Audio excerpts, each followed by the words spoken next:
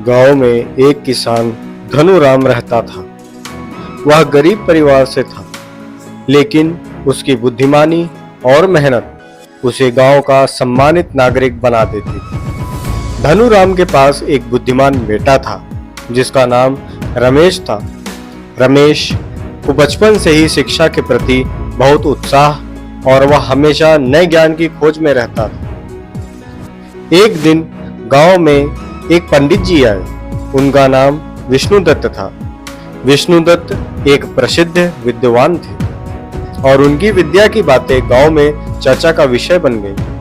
धनुराम ने रमेश को उनसे शिक्षा प्राप्त करने का अवसर देने का निर्णय किया। रमेश ने विष्णुदत्त से मिलने का समय बनाया।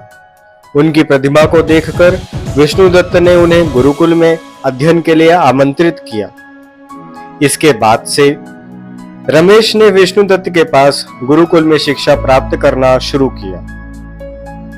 एक दिन रमेश ने विष्णुदत्त से पूछा, गुरुजी, ज्ञान की भाग्यशाली बातें कौन सी हैं जो हर व्यक्ति को एक समृद्ध और सफल जीवन दे सकती हैं? विष्णुदत्त ने हंसते हुए कहा, बेटा, सच्ची खुशियाँ और समृद्धि वहाँ मिलती है जहाँ बुद्धिमानी, समर्पण और ईमानदारी होती। फिर एक दिन रमेश ने विष्णुदत्त को एक विशेष उपहार देने का निर्णय किया। वह बहुत ही मेहनती रहकर गांव में अपने खेतों से पैदा हुआ सुंदर सबसे फल का चयन किया। उसने उसे धनुराम के साथ लेकर गुरुकुल पहुंच गया। जब विष्णुदत्त ने उसे उपहार में देखा तो वो हैरान थे। विष्णुदत्त ने पूछा, रमेश, तुमने ये उपहार क्यों दिया?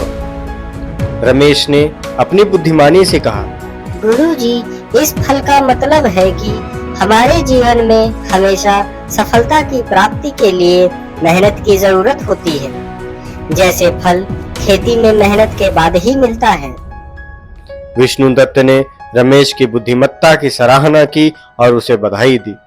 उन्होंने समझाया कि असली समृद्धि और सफलता वहां होती है जहां सच्चे मेहनत और बुद्धिमानी लोग होते हैं।